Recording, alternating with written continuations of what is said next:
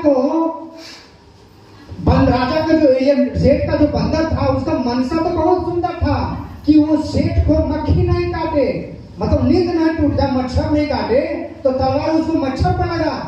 मच्छर को क्या तलवार से चोट लगेगी? मच्छर तो उड़ गई, लेकिन उस राजा उस सेठ का पांव कट गया।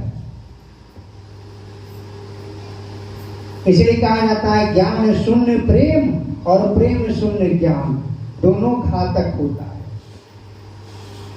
प्रेम तो था उसके पास, ज्ञान नहीं था उस बंदर के पास कि मच्छर को मारने जा रहे, भाई मच्छर थोड़ी उड़ेगा। प्रेम था राजा के प्रति, था प्रेम था, बहुत प्रेम था उसको, लेकिन ज्ञान नहीं था उसके पास कि मच्छर को मारने जा रहे हैं तलवार से। भला तलवार से मच्छर मरेगा?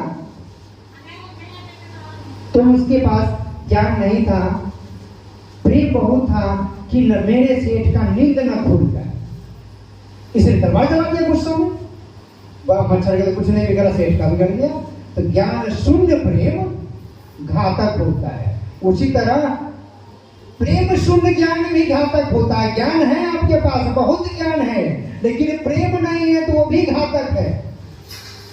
दोनों को बैलेंस बना के रखता है गुरु। तो शिव शंकरानंद ने इसीलिए ऐसा कहा था कि मैं उसको बकसूंगा नहीं। लेकिन एक चीज बताइए, वो करेंगे तो किसके डरवाएंगे? उनके घर में घुस जाएंगे और उनको गर्दन मरोड़ देंगे? ऐसा तो करेंगे नहीं। अरे वो किसके माध्यम से करेंगे? आपके माध्यम से, उनके माध्यम से, उनके माध्यम से, उनके जरिए करवाएंगे।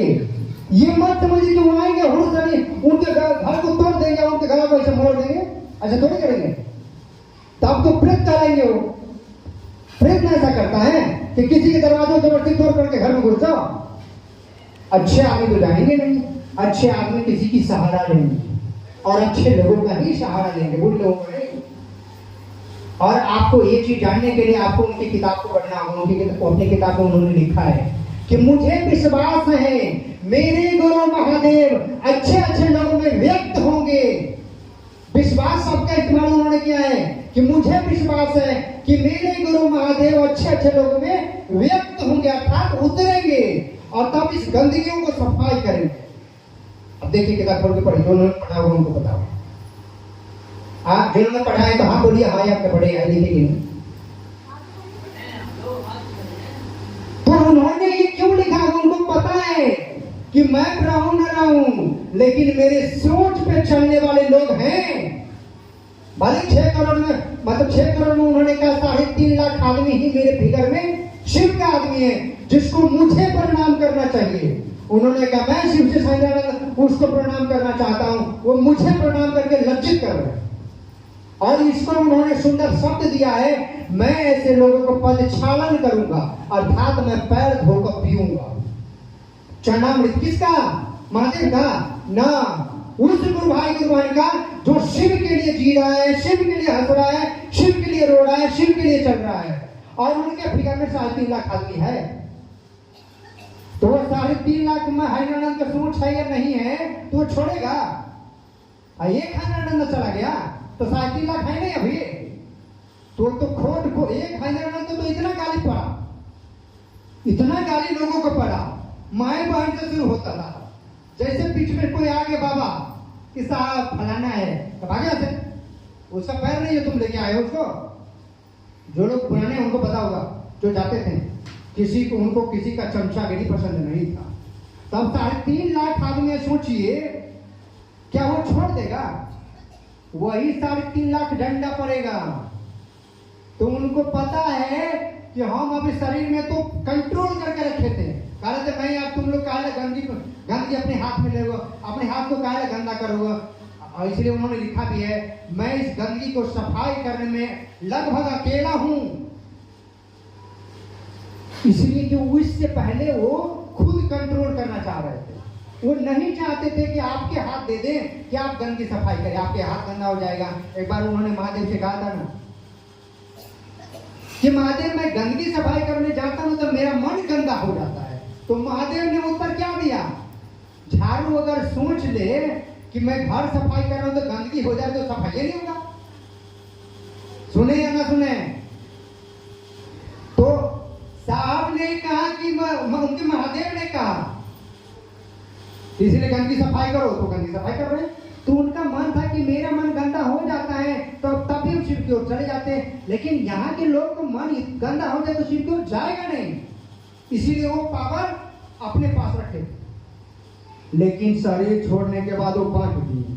और लास्ट अगर संगोष्ठी जिन लोगों ने देखा या सुना है, उन्होंने कहा आज से ये काम आप करिएगा, आज से आप विदा ले रहे हैं यहाँ से, रिटर्निंग नहीं कि फिर जाइएगा, अम्मा बाबू करिएगा, यहाँ पे पैर धोइएगा, मेरा बेटा बेटी फलाना का। उन्होंने कहा आज से आप विदा ले रहे हैं, आज से काम आप करेंगे, आज से संगोष्ठी आप करेंगे, आज से बैठक आप करेंगे, भले ही नाम संगोष्ठी का मत दीजिए कुछ भी, लेकिन काम वही करिएगा, यानी उद्देश्य आपका वही होगा।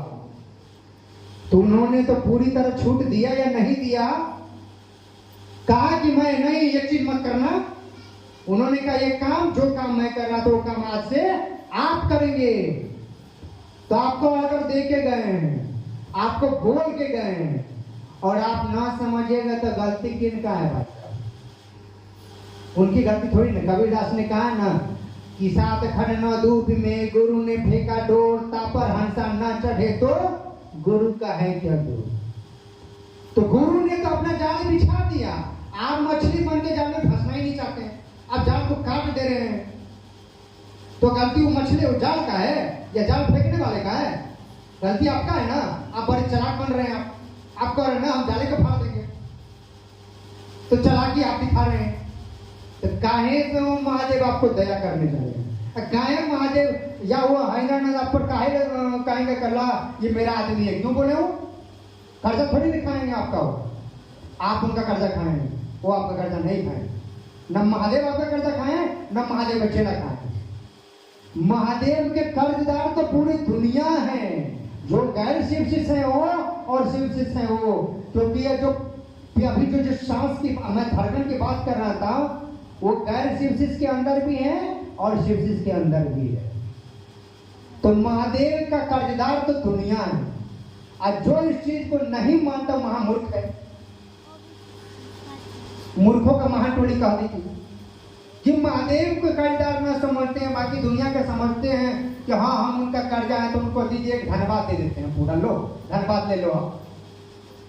लेकिन महादेव ने जो आपको सांस दिया, रोज आपको फ्री में एक सांस दे रहा है, रात में सो के उठते हैं और कह देता है माँ आपको सांस दे दिया, तब आप जाते हैं दोस्ती करते हैं, दुश्मनी करते हैं, कुश्ती करते हैं, सब करते हैं ना। किसके बल पे? मुर्दा कभी लड़ने गया है? मुर्दा कभी प्रेम कर रहा है? मुर्दा किससे लड़ने गया है? तो महादेव की ऊर्जा के बल पे आप नाच करते हैं, डांस करते हैं, तो उनकी महत्व है ही नहीं। वाह, क्या दुनिया के लोग हैं आप। जिसने आपको सब कुछ करने की कला दिया वो छोटा हो गए बेचारा, और जिसने कुछ नहीं दिया, थोड़ा दे दिया, तो उसको पूरा धन्यवाद उठा के दे रहे हैं आप। वाह, ये है सुंदर दुनिया की नजारा। तो आपको हमको समझना चाहिए कि वो महादेव क्या होते हैं।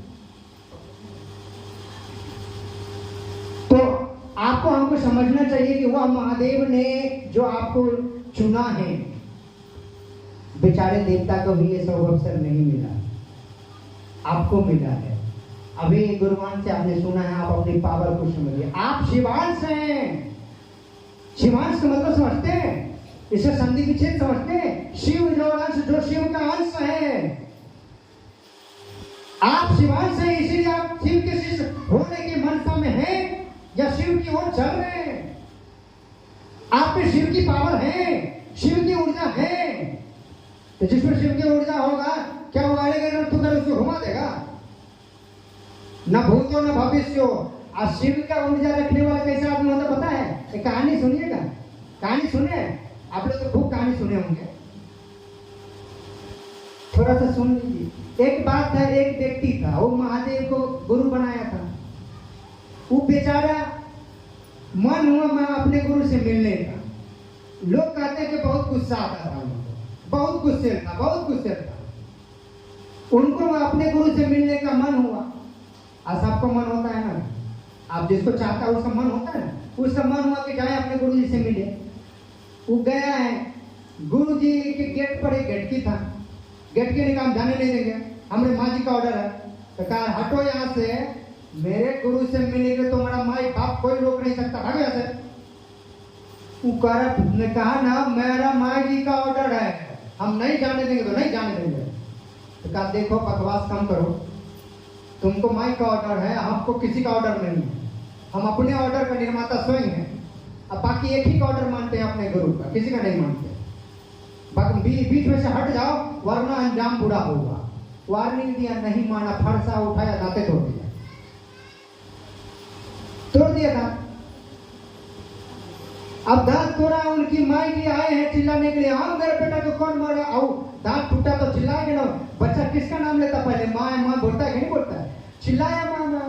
जैसे वो चिल्लाया आ रहे, उनकी माँ आई, कौन मेरे बेटा को मारा है, और दहाड़ते हुए कह मैंने मारा है। तो क्यों मारा है, तो हमारा रास्ता रोका इसलिए मारा। अब जैसे आप वो मतलब वो माँ आ रही है कि हम तुम अपने बेटा का बदला लेने आएंगे, पीछे में आ गए गुरुजी।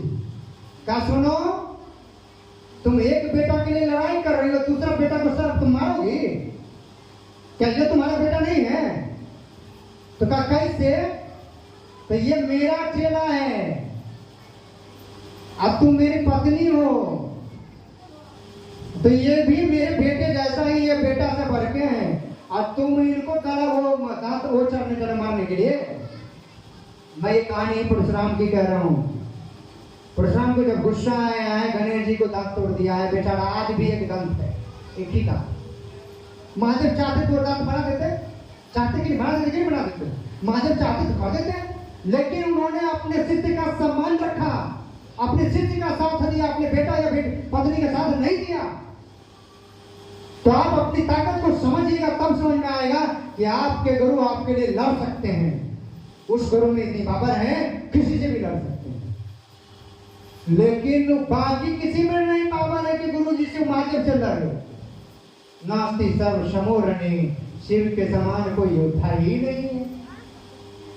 तो महादेव के पास अगर आप मान लीजिए महादेव आपसे गलती हो गई तो महादेव क्षमा भी कर देंगे, तब आप महादेव के चेहरा होकर के महादेव से बेटे से फिर जाइएगा, तब भी महादेव आपको बचा लेंगे।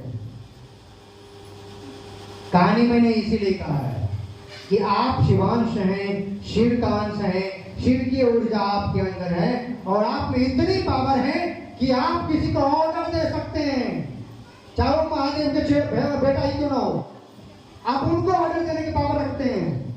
तब तुलसी ऋषि साईनारायण ने कहा था, एक जिज्ञासा भी था, आप लोगों ने सुना, शिव ऋषि का औकात क्या है, थोड़ा ऊपर उठिए तब पता चलेगा।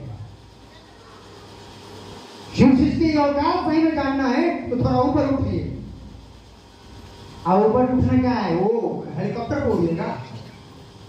और जैसे आपके पैसा से कोई हेलीकॉप्टर तो से उड़ के आता है और जाता है, आप ही का पैसा है, और आप ठेला ठेल के पैसा लाते हैं और हेलीकॉप्टर फुर फुर कर रहा है, ऐसे जी नहीं। गुरु महाराज आपको हेलीकॉप्टर को उड़ाएंगे और आपका पैसा भी नहीं लेते। ये है महादेव, आपके पैसा चूसते नहीं है, वो आपको पैसे देते हैं। अगर आप शिव से साईनारायण को अनुयायी हैं, सुनते हैं उनका, वो कहे हैं कि मैंने कई बार महादेव से पैसा लिया हूँ, और जब रिटर्न करने गया हूँ तो महादेव ने कहा मैं बच्चे से लिया हुआ पैसा नहीं लेता, तो मैं दे दिया तो दे दिया, तो आपसे लिया वो लेंगे हो, तो आप अपना रिश्ता उनसे जोड़ते ही नहीं। आप जोड़िएगा तब तो आपको पावर देंगे, तब तो आपको हिम्मत है, आप पे इतनी पावर है। मैंने कहा ना, आप उनके बेटा बेटी पत्नी सबसे लड़ सकते हैं। क्यों? ऐसे नहीं, ऐसे थोड़ी लड़ जाइए जाकर के। अरे कहीं मान लीजिए आपका रास्ता रोक दिया, आपको महादेव से मिलने नहीं दिया, तो उठा दीजिए आप भी। अब भले आपके पास फरसा नहीं है, हाथ है, उठा लीजिए, वही तलवार बन जाए, अलग से लेने की जरूरत नहीं। और सबसे बड़ी बात, वो जो फरसा दिया तो परशुराम जी को महादेव का दिया हुआ है, वो बेचारे का अपना नहीं था, महादेव चला था, महादेव का दिया हुआ फरसा महादेव के बेटा के साथ तोड़ दिया। सही है कि नहीं? कहानी है या नहीं है? अब ये मत से पूछिएगा कि क्या आप देखे हैं, हम तो नहीं देखे हैं, तो ये सवाल मत करिए, क्योंकि मैं ये देखने वाला नहीं हूँ, मैं भी सुना हूँ। तो जो आज तक कहानियों से कहा ही जाता है, बहुत अच्छे लेखक ने, राइटर ने लिखा है कि कई सारी चीज़ें होते हैं कि हम 60 वर्ष की उम्र में हम खुद नहीं जांच सकते हैं, किसी की जिंदगी से हमें सीखनी पड़ती है और सीख करके उस सीख लेकर के आगे बढ़ना होता है। तो हमको आपको आगे बढ़ना चाहिए। आपको कुछ पूछना है, कुछ बोलना है, बातें बहुत हुई है, बोलना है तो आप खड़े होकर बोल सकते हैं, नहीं बोलना है तो हमको भी कुछ पूछना है तो पहले आप समय ले लीजिए कि आप पूछ लीजिए, नहीं तो हम भी कुछ पूछेंगे तो क्या पता किनको पूछेंगे, तब सर मत झुकाइएगा, कुछ भी पूछ देंगे, क्योंकि आपने कम से कम 3-4 घंटा से बैठे हुए हैं, आज तक आपसे कोई नहीं पूछा ना। आप पहले पूछ लीजिए, फिर हम पूछेंगे। अब पूछेंगे ही पूछेंगे, बिना पूछे जाएंगे नहीं, पानी नहीं पचेगा। बोलिए बोलिए, आप लोगों को कुछ बोलना है तो बोलिए, खड़े होकर वहीं से बोल सकते हैं, आपके पास माइक चला जाएगा।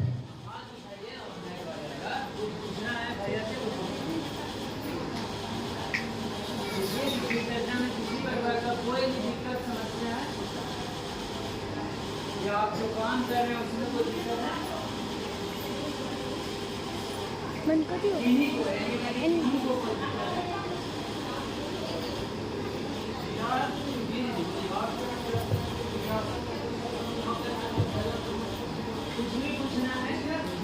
पूछिए पूछिए।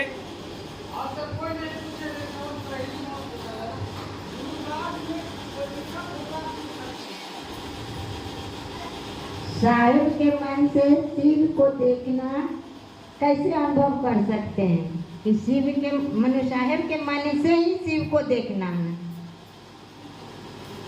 समझा नहीं? साहब के मन से ही शिव को देखना है। जी बिल्कुल। तो कैसे देखेंगे जी? आप अपना मन मनो शिव पे वो कैसे? बहुत सुंदर, बहुत सुंदर। अब सुनिए, आपको प्यास लगा, आपको क्या लगा? प्यास लगा। आप अपने बेटे हो या बेटी को बोलिए एक लोटा पानी दे दो। मन किसका है प्यास लगने वाला? आपका है। आपके बेटा अगर आपके मन को भाप लिया, नहीं नहीं नहीं उनको प्यास लगा है, आप बेटी को बोले तो कह रहे ना जाते हैं 1 लीटर ठंडा ले आते हैं, ठंडा ले आते हैं, और वो भी स्प्राइट वाला जो आपके गला में जाते हैं, प्यास तो खत्म कम मुटाएगा लेकिन गला को फाड़ देगा। अब मतलब आप ठंडा नहीं पीते हैं तो गला फाड़ेगा ही फाड़ेगा। अब मैं खुद ही नहीं पीता हूं, लेकिन आपका बेटा मन को समझ गया कि नहीं मम्मी को या माँ जी को क्या लगा है? प्यास लगा। वो आपके मन से चला। अब बेटी आपके मन से नहीं चला, वो अपने मन से चला। थोड़ा एडवांस कर लिए, आपको पानी की जगह ठंडा दे दिए तो आपके मन से नहीं चले, लेकिन बेटा आपके मन से चला। वो समझ गया इनको 1 गिलास पानी की आवश्यकता है, अभी ठंडा नहीं, पहले पानी पिलाएंगे तब ठंडा अगर मांगेंगे तो देंगे, पहले गला ठीक होगा तब तो बेटा आपके मन से चला, बेटी आपके मन से नहीं चला। उसी तरह से शिव से सच्चिदानंद ने कहा कि बनो तो शिव, जियो तो शिव, रहो तो शिव। इसका मतलब समझते हैं? अगर धरती पर आपको कुछ बनना चाहते हैं तो शिव बनिए, अगर कुछ बनने योग्य हैं तो शिव, अगर धरती पर किसी के लिए जिंदा रहना चाहते हैं तो शिव के लिए जिंदा रहिए। धरती में अगर कुछ करना चाहते हैं कि क्या कहते हैं, तीसरा क्या था? जियो तो शिव। हाँ, जीना है किसी के लिए। कहते हैं ना आप, जैसे लोग कहते हैं ना आप मेरा मन नहीं करता है जीने का, बस छोटा बच्चा है ना इसी के लिए जी रहे हैं, ऐसा बोलते कि नहीं बोलते? मन अब टूट गया है, बहू भी उधर से लात मार रहा है, बेटा भी उधर से लात मार रहा है, लेकिन ये बात छोटा बच्चा है या छोटा बेटी, इसका शादी हो जाए ना बस, ऐसा बोलते हैं नहीं बोलते हैं? बोलते हैं कुछ नहीं है, अब वो जिंदा है, वो बेटी के लिए जिंदा है। तो आप अगर जिंदा यहाँ पर जीना चाहते हैं तो शिव के लिए जीजिए। इस सोच को अपने मन में ले आइए तो आप शिव से सच्चिदानंद के सोच से अपनी सोच को जोड़ लीजिएगा, और जोड़ करके खड़े मत रहिए, चलिए शिव की ओर। क्लियर?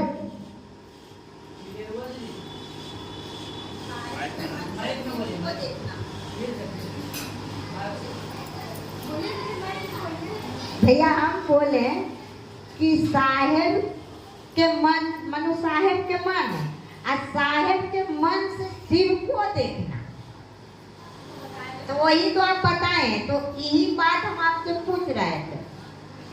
अब तो और कुछ इसमें पूछना है? हो गया ना क्लियर?